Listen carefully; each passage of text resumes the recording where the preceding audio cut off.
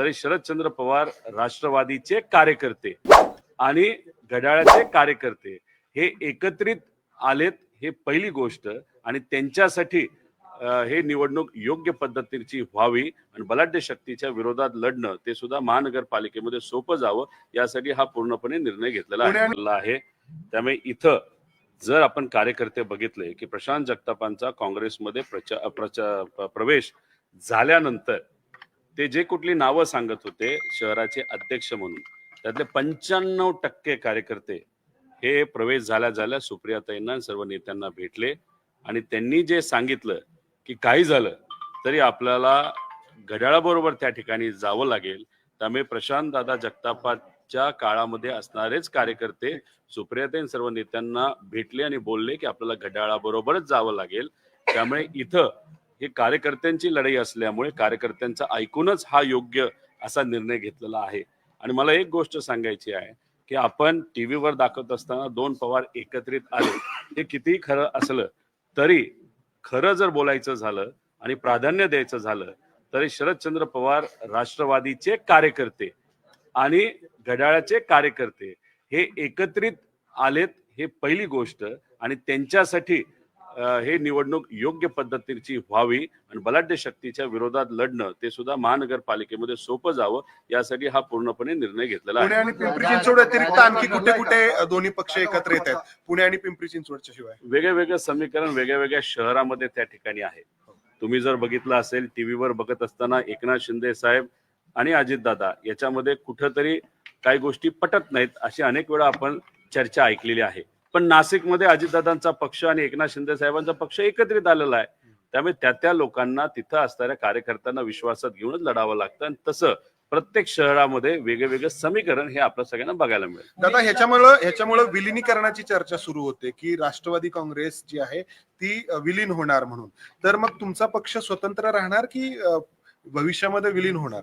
बघा, महानगरपालिकेचे इलेक्शन आज या ठिकाणी आहे आणि विलिनीकरणाचा प्रश्न विषय हा जर चर्चेत तिथं असला असता तर अख्ख्या महाराष्ट्रामध्ये आम्ही युती तिथं केली असती. पण तसं काही झालेलं आपल्याला दिसत नाही. तिथं फक्त पुणे आणि पिंपरी चिंचवड मध्ये तिथं असणाऱ्या कार्यकर्त्यां पदाधिकाऱ्यांनी हा घेतलेला निर्णय आहे. पवार साहेब या विषयामध्ये कुठंच नाहीत. पवार साहेबांचं हेच मत आहे की जे लोक आपल्यासाठी लढले त्यांना विश्वासात घ्या, त्यांचं म्हणणं काय हे समजून घ्या. महानगरपालिकेमध्ये कधीही मोठे नेते एवढ्या मोठ्या लेवलला इन्व्हॉल्व्ह झाले नव्हते. पवार साहेबांना पूर्वीच्या काळातली त्या ठिकाणी सवय असल्यामुळे ते म्हणले पदाधिकाऱ्यांना विश्वासात घ्या, ते जे म्हणतील तसं त्या ठिकाणी करा. आणि तसंच वेगळ्या शहरांमध्ये वेगवेगळं समीकरण हे आपल्याला बघायला मिळतंय. पण पुणे आणि पिंपरी चिंचवडमध्ये घड्याळ आणि तुतारी हे एकत्रित लढताना आपल्या सगळ्यांना बघायला उद्या शेवटचा दिवस आहे. म्हणजे आजच खरं तर बऱ्याच गोष्टी फायनल होतील. एबी फॉर्म हे आमच्या पक्षांकडनं आमच्या कार्यकर्त्यांना त्या ठिकाणी दिले जातील, घड्याळकडनं घड्याळच्या कार्यकर्त्यांना दिले जातील. आणि उद्या दुपारी आपल्या सगळ्यांना किती जागा आम्हाला मिळाल्या याच्याबद्दल स्पष्टपणे काही गोष्टी जागा वाटपाचा फॉर्म्युला ठरलेला नाही ठरलेला आहे. तो फक्त प्रेसला सांगितलंच पाहिजे असं कुठं सांगितलेलं नाही.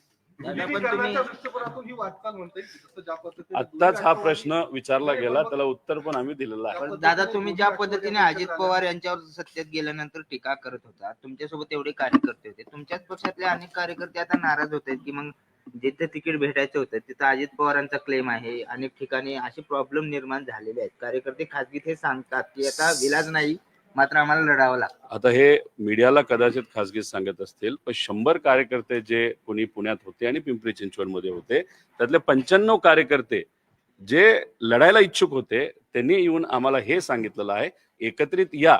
त्यामुळे तुमच्याकडे 5च आले असतील, पण 95 आमच्याकडे आले 100 पैकी. आणि त्यांच्यासाठी ही निवडणूक महत्वाची असल्यामुळे आणि त्यांना निवडून आणणं हे महत्वाचं असल्यामुळे त्या ठिकाणी तो निर्णय त्यांना विश्वासात घेऊन घेतलेला आहे. दादा, मीडिया जे बघत होता की शनिवारपर्यंत आपल्या पक्षाची लोक महाविकास आघाडीमध्ये होते. काल बारामतीमध्ये जेव्हा तुम्ही लोक एकत्र आला तेव्हा हा बदल झालेला आहे. तर बारामतीमध्ये काही चर्चा झाली तुमची, दादांची? बघा, राजकारणामध्ये काही निर्णय घेत असताना काही निर्णय लवकर घेतले जातात, काही उशिरा घेतले जातात. पण राहिला प्रश्न पुणे महानगरपालिकेचा आणि पिंपरी चिंचवड महानगरपालिकेचा. तिथं ज्या पद्धतीने आपण जेवण बनवतो, जेवण काही लगेच बनत नसतं, त्याला अनेक वेळा चर्चा ह्या कराव्या लागतात. कार्यकर्त्यांशी सुद्धा आणि दुसऱ्या पक्षाची सुद्धा. त्यामुळे इथं काल हा निर्णय झाला असं समजून चालणार नाही.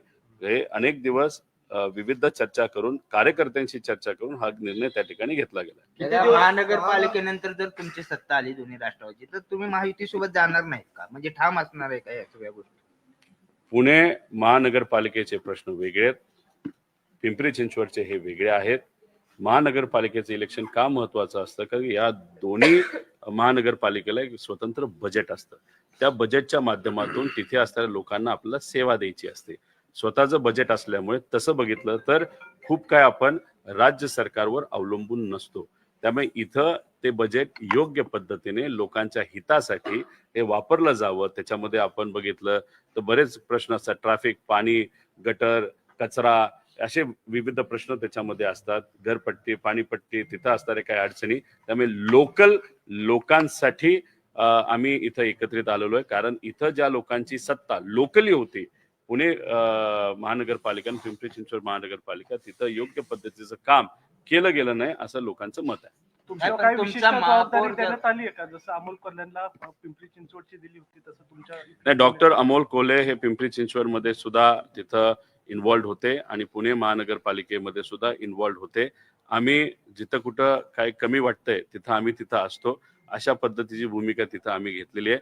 इथं सगळेच नेते जे आमच्या बरोबर आज आहेत त्यांनी त्या कार्यकर्त्यांशी बोलून कार्यकर्त्यांना न्याय देण्याचा प्रयत्न तिथं केलेला आहे. आणि जिथं कुठं संवादामध्ये, चर्चेमध्ये दुसऱ्या पक्षाबरोबर जर कुठं काय बोलायचं झालं, चर्चा करायची झाली, तिथं एक कार्यकर्ता म्हणून मी 2 शब्द नक्कीच बोललेलो आहे. दादा, काल अदानी बारामतीमध्ये होते, मात्र विरोधकांकडनं टीका होताना दिसते. अदानींनी देश विकला आणि अदानींच्याच भावाने तुमचा पक्ष फोडला, अशा पद्धतीची विरोधकांकडनं टीका होताना पाहिजे. आम्ही टाटा समूहाच्या प्रमुखांना भेटलेलो आहे, आम्ही अंबानीला भेटलेलो आहे, आम्ही अडाणींना भेटलेलो आहे, आम्ही जे कोणी महाराष्ट्रामध्ये मोठ्या प्रमाणात इन्व्हेस्टमेंट करतात आणि आमच्या युवा पिढीला हाताला काम देतात त्या लोकांना सातत्याने भेटत असतो. जे लोक CSR सामाजिक कामासाठी देत असतात त्यांना विनंती करून ते चांगलं काम व्हावं यासाठी आम्ही प्रयत्न करत असतो. आणि कालचा जर कार्यक्रम आपण बघितला तो एक सामाजिक कार्यक्रम होता. या भागातल्या मुला-मुलींना आर्टिफिशियल इंटेलिजन्स बद्दल माहिती व्हावं आणि आमच्या भागातली मुलं, महाराष्ट्राची मुलं ही अख्ख्या जगात जाऊन मोठ्या मोठ्या लेवलला नोकऱ्या त्या ठिकाणी घ्यावेत आणि त्याला एक फुल नाही तर फुलाची पाकळी म्हणून CR4च्या माध्यमातून जर एखादा समूह तिथं मदत करत असेल तर त्यांना वेलकम करणं, त्यांचं स्वागत करणं, त्यांचे आभार व्यक्त करणं ही आपल्या सगळ्यांची संस्कृती आहे. पवार साहेब प्रचारात असणार आहेत ते या सगळ्या महापालिका निवडणुकीत? याच्या आधी पवार साहेब कधी महानगरपालिकेच्या निवडणूक आले नाहीत, आता सुद्धा ते येणार नाहीत. त्यांनी पूर्णपणे ही निवडणूक आणि ही लढाई कार्यकर्ते आणि पदाधिकाऱ्यांच्या जबाबदारीवर सोडलेली आहे. ठीक आहे.